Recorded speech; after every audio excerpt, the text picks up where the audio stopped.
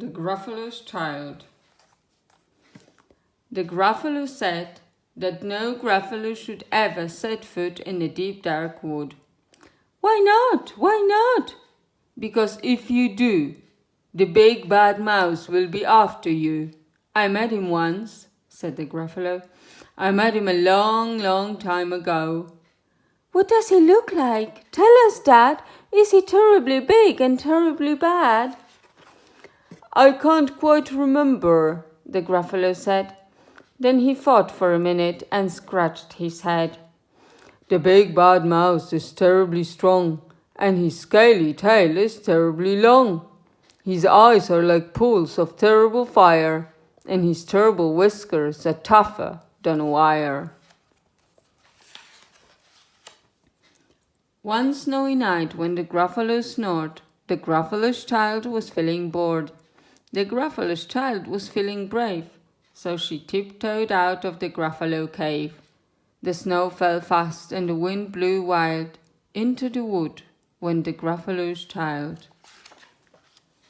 Aha! Oh-ho! A trail in the snow. Whose is this trail and where does it go? A tail poked out of a log pile house. Could this be the tail of the big bad mouse? Out slid the creature. His eyes were small, and he didn't have whiskers. No, none at all. You not the mouse? Not I, said the snake. He's down by the lake, eating Gruffalo cake. The snow fell fast and the wind blew wild. I'm not scared, said the Gruffalo's child. Aha! Uh-huh! Marks in the snow. Whose are these claw marks? Where do they go? Two eyes gleamed out of a treetop house. Could these be the eyes of the big bad mouse? Down flew the creature. His tail was short, and he didn't have whiskers of any sort. You not the mouse? Too-hoo, not I. But he's somewhere nearby, eating Gruffalo pie. The snow fell fast, and the wind blew wild. I'm not scared, said the Gruffalo's child. Uh-huh, uh-ho, a track in the snow. Whose is this track, and where does it go? Whiskers at last, and an underground house. Could this be the home of the big bad mouse? Out slunk the creature. His eyes weren't fiery, his tail wasn't scaly, his whiskers weren't wiry. You not the mouse? Oh no, not me.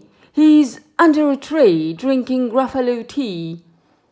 It's all a trick, said the Gruffalo's child, as she sat on a stump where the snow lay piled. I don't believe in the big bad mouse.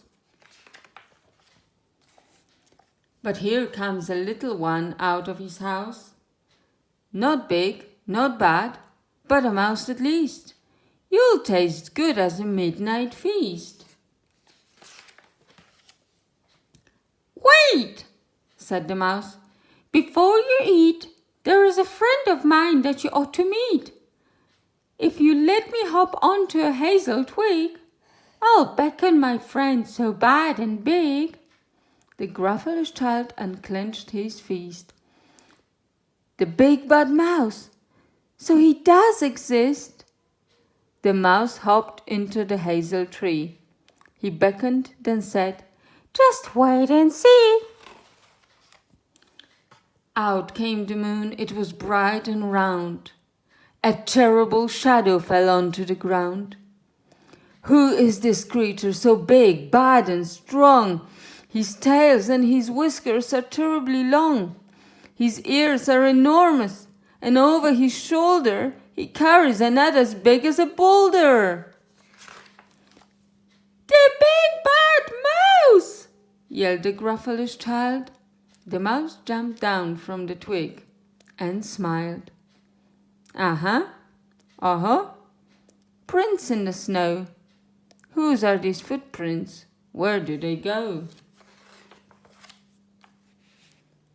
The footprints led to the Gruffalo cave, where the Gruffalo's child was a bit less brave. The Gruffalo's child was a bit less bored, and the Gruffalo snored and snored and snored.